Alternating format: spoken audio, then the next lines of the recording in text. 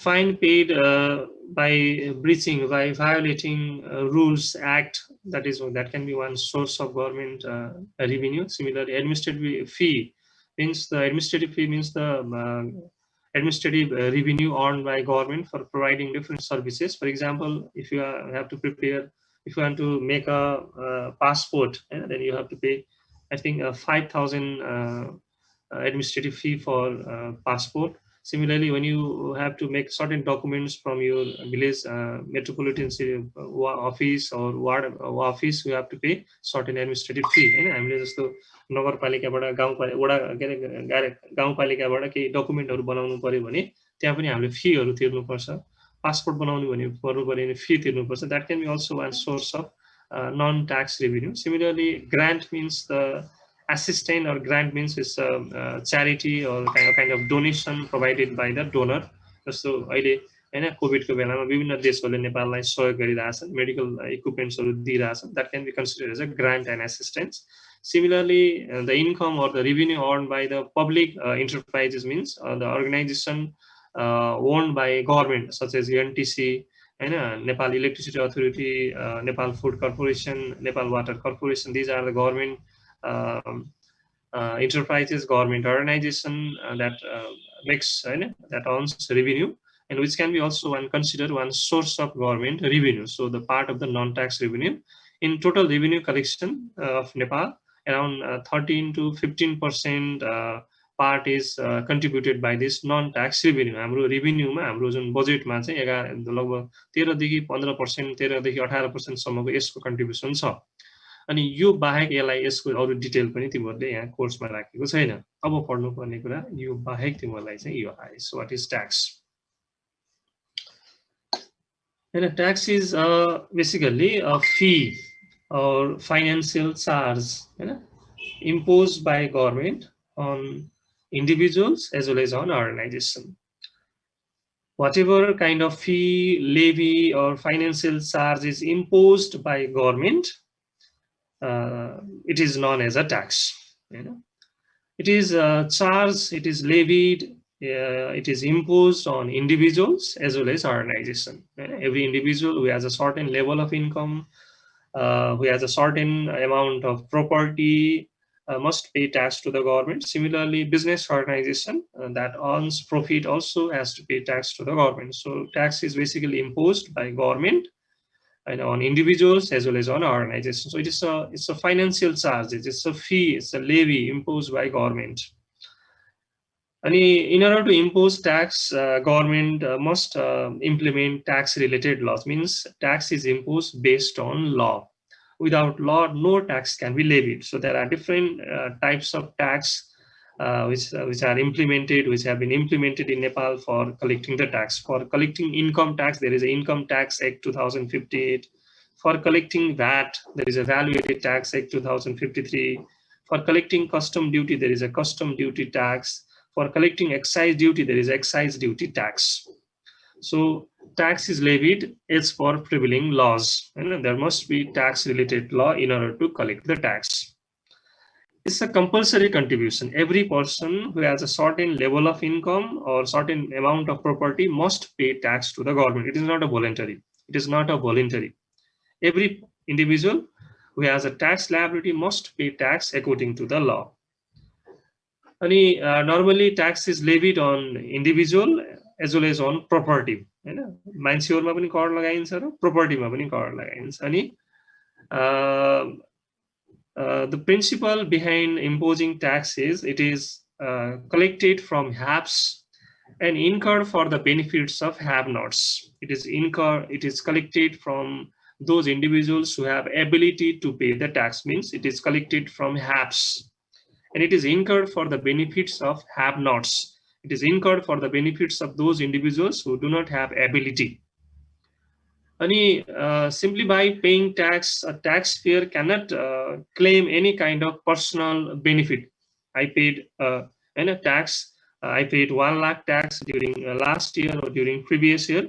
Based on that, I cannot claim any kind of direct benefit. So means the amount collected by the government is incurred, is spent for the benefit of common people. So it is not incurred for the benefit of an individual person, so that is tax. Here I have written few lines related to this. It is a levy, it's a fee or financial charge imposed by government on individuals as well as on entities. कर भनेको एक प्रकारको वित्तीय शुल्क हो, fee हो, जुन चाहिँ सरकारले व्यक्तिमाथि अथवा संस्थामाथि, अर्गनाइजेसनमाथि लगाउँछ. It's a compulsory contribution, it's not voluntary. It not depends on your wish. It is a compulsory contribution. It is a legal duty of every individuals, which they must pay tax based on a law. So it is a compulsory contribution and a legal duty of every citizen. If you deny this legal liability, then you must pay either fine or you must go to jail. There is a legal imprisonment facility those who do not fulfill this legal liability. So it's a compulsory contribution. हरेक व्यक्तिले कर तिर्नुपर्छ, compulsory हो, it's not voluntary, यो स्वैच्छिक होइन, मलाई मन लाग्यो भने तिर्छु, मन लागेन भने तिर्दिन, भएन पाइँदैन. It's a legal duty of every citizen to pay the tax according to the law. And it is imposed based on law. There must be tax related law in order to implement tax, in order to levy tax. कर लगाउनका लागि कर सम्बन्धी कानुनहरू हुनुपर्छ, tax related lawsहरू हुनुपर्छ. And if taxpayers failing to pay tax are subject to punishment by law. Punishment can be in the form of fine and penalty, or that can be in the form of imprisonment. अहिले त अब जसले कर तिर्दैन उसले fine and penalty तिर्नुपर्छ, जरिवाना तिर्नुपर्छ, सँगसँगै अहिले जेल पनि जानुपर्छ. So it is imposed based on a law. There must be tax related law in order to levy the tax. Ani another important part of tax is the taxpayer does not receive any specific service because of paying tax. So as I said, simply by paying tax to the government, you cannot demand any kind of personal benefit. You cannot receive any direct benefit from the government. The amount collected by tax, government by tax, is incurred, is spent for the benefit of common people. It is not incurred for the benefit of any individual person. So taxpayer cannot get direct benefit only by paying the tax. So taxpayer does not receive any specific service because of paying tax. And it's a compulsory contribution and incurred for the benefit of people, benefit of the common people. It's a compulsory contribution, not a voluntary, and it is incurred for the benefit of common people. So it's that is tax. So basically, कर भनेको एक प्रकारको वित्तीय शुल्क हो, एक प्रकारको शुल्क हो जुन सरकारले व्यक्तिमाथि अथवा संस्थामाथि लगाउँछ. हरेक व्यक्तिले अनिवार्य रूपमा कर तिर्नुपर्छ कानुन बमोजिम, हैन, कानुन भन्दा बाहिर गएर तिर्नु परेन. अनि it is impose, it is levied based on law. कर भनेको कानुनको आधारमा लगाइन्छ, कानुन नभइकन कर लगाउन पाइँदैन. अनि कर नतिर्यो भने के हुन्छ, कर नतिर्यो भने फाइन एन्ड पेनाल्टी तिर्नुपर्छ, इभन जेल पनि जानुपर्ने हुन सक्छ. अनि अर्को बिर्सन नहुने कुरा, कर तिरेको छ भन्दैमा उसले कुनै पनि किसिमको डाइरेक्ट बेनिफिट प्राप्त गर्न सक्दैन.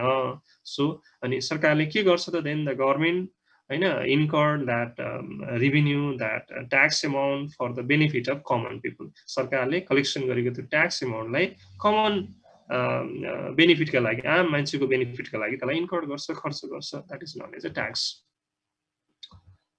Here I have written few features. And I have to take Nepali medium class as well as English medium class. That's why मैले लाइनहरु त्यहाँ नेपालीमा पनि लेखेको छु, कतिपय ठाउँमा इङ्ग्लिशमा पनि लेखेको छु. तिमीलाई आफूलाई जुन चाहिन्छ त्यही ख्याल गर्ने है. So it's a compulsory contribution, not voluntary. Every individual who have a legal liability to pay tax must pay the tax. It is not voluntary. हैन, यो स्वैच्छिक होइन, मन लाग्यो तिर्छु, मन नलाग्यो तिर्दिन भन्न पाइँदैन. हरेक व्यक्तिले कर तिर्नुपर्छ कानुन बमोजिम. So it's a compulsory. It is levied on a person or property. यो भनेको person means if you are earning income as an individual, then you have to pay tax. If you are doing a job, if you have employment, means you are earning revenue, earning income, you have to pay tax. If you are doing certain business, then you have to pay tax. Or if you own certain property, land and building, vehicles, then you must pay tax based on your property, based on the value of your property. कर भनेको चाहिँ मान्छेमा लगाइन्छ वा सम्पत्तिमा लगाइन्छ. मान्छेमा लगाउने भनेको चाहिँ अब मान्छे तिमीलाई ख्याल होला हैन, अब कहीँ त जन्मदा पनि कर लाग्थ्यो, कहिले कुनै ठाउँमा कहिले रोममा चाहिँ मर्दाखेरि पनि कर लाग्थ्यो, डेथ ट्याक्स भन्ने थियो. मान्छे मर्यो भने पनि उसले कर तिर्नु पर्थ्यो. अब अहिले त त्यस्तो छैन त्यही पनि. अनि अब मान्छेको आम्दानीमा हो, आम्दानी भन्न खोजेको चाहिँ मान्छेले कुनै उसले सर्टेन इन्कम जेनेरेट गरे भने त्यहाँ कर तिर्नु पर्यो। अर्को भने प्रोपर्टी भने तिमीले जस्तो ख्याल गरे होला, हामीले जग्गाको घरको हैन आफ्नो गाउँ वडा कार्यालयमा गाउँपालिका कार्यालयमा तिर्छौँ, त्यो पनि वान टाइप अफ ट्याक्स भयो। हामीसँग कुनै भेहिकल छ, प्रोपर्टी छ भने त्यसको पनि कर तिर्नुपर्ने हुन्छ। So it is levied on a person as well as on a property. And tax is a proportionate in character भनेको it is levied according to the tax paying capacity of the taxpayer. Means higher the income, more will be the tax rate. Lower the income, lower will be the lesser will be the tax rate. You know, proportionate in that sense. You know, those individuals who have a high level of income, who have a high property, they have to pay higher amount of tax. Those individuals who have a lesser amount of income or lesser amount of property, they pay tax at a lower rate. You know, थोरै आम्दानी हुनेले थोरै तिर्ने, धेरै आम्दानी हुनेले धेरै कर तिर्ने भने that is known as a proportionate in character. It is levied as per prevailing laws, and in order to implement tax, there must be tax related laws. Without tax related laws, no tax can be levied, no tax can be collected by the government. So there are different types of tax, you know, like income tax, value-added tax, custom duty tax, excise duty tax, to levy, to collect different types of tax. Any taxpayer do not get any corresponding benefit, any direct corresponding benefit.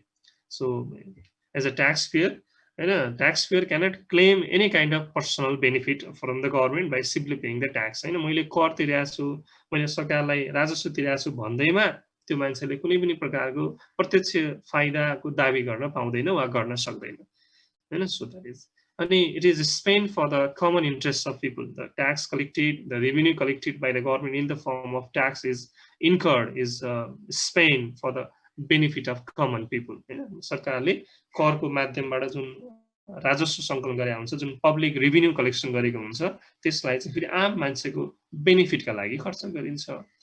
अनि नतिर्यो भने के हुन्छ, if I deny हैन my this tax liability, if I do not fulfil tax liability and a legal duty, if I do not obey this legal duty, then what happens? In that condition, either I have to pay fine, I have to pay penalty, or even there is a imprisonment facility. जुन करदाताले कानुन बमोजिम कर तिर्दैन उनीहरूले चाहिँ अब fine and penalty तिर्नुपर्छ, legal punishment छ, हैन? त्यो भने जेलको पनि यात्रा गर्नुपर्ने हुन सक्छ। So taxpayer failing to pay tax are subject to punishment by law. So that is known as a tax. त्यसैलाई हामी कर भन्छौँ, हैन? Okay. So it is a kind of fee, a kind of financial charge imposed on individuals as well as on entities, and it is a compulsory contribution. Tax is a compulsory based on law, according to law. It's a legal duty. It's a compulsory nature. It's not a voluntary. It is levied according to law. It is levied according to prevailing laws. Means there must be tax related law, and if individual, if taxpayer do not obey this, then they may get legal punishment. अनि अर्को बिर्सिन नहुने कुरा, taxpayer do not get any corresponding benefit by simply paying the tax. हैन? करदाताले कर तिरेको छ भन्दैमा उले कुनै पनि डाइरेक्ट बेनिफिट चाहिँ प्राप्त गर्न सक्दैन। ट्याक्स भनेको नि, tax is the amount which is collected from haves, and it is incurred for the common benefit of people. It is incurred for haves nots, हैन? have nots. कर भनेको नि वास्तवमा हुनेहरूबाट सङ्कलन गरेर नहुनेहरूको हितका लागि, नहुनेहरूको बेनिफिटका लागि खर्च गर्ने रकम हो। So that is tax.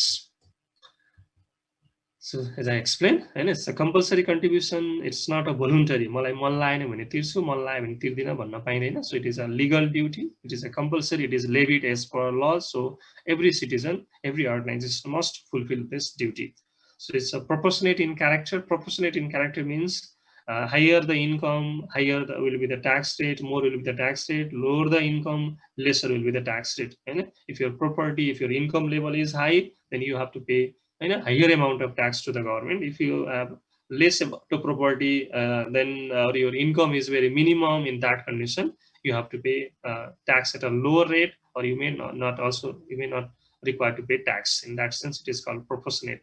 And in order to implement any kind of tax, there must be tax related laws. सरकारले कर लगाउनको लागि कर सम्बन्धी कानुन हुनुपर्छ। जस्तो अहिले भर्खरै तिमीले ख्याल गरे होला, हैन? अहिले चाहिँ अब यस्तो लकडाउन छ, अनि पुलिसले बाहिर हिँड्निस्क्यो भने अहिले पनिशमेन्ट गरिरहेको थियो, बाटोमा होल्ड गर्ने, हैन? मास्क नलागेकोलाई जरिवाना गर्ने भनेर नियम पुलिसले गराइरहेको थियो, अनि सुप्रिम कोर्टले चाहिँ गभर्मेन्टलाई there is no any such a laws होइन that can be use by police भनेर अस्ति त्यहाँ त्यो डिसिसन गरेपछि अहिले सरकारले एउटा कानुन जारी गराएको छ भर्खर एक हप्ता जति भयो होइन बाहिर हिँड्यो भने भेहिकल चलायो भने फाइन लिन सक्ने भनेर कानुन आएको छ ल नै आएको छ अहिले होइन so in order to implement any kind of tax there must be tax related laws हुनुपर्छ भनेर भन्न सक्छौँ हामी अनि अर्को taxpayer do not get any corresponding benefit by paying the tax यो पनि अर्को important कुरा छ because the amount of tax we paid the amount of money we paid government that is incurred by government for the common benefit. It is not incurred by government for the benefit of any individual person, any specific person. हामीले सरकारलाई दिएको पैसा चाहिँ सरकारले चाहिँ common बेनिफिटका लागि आम मान्छेको बेनिफिटका लागि खर्च गर्ने. So it is spent for common interest of people.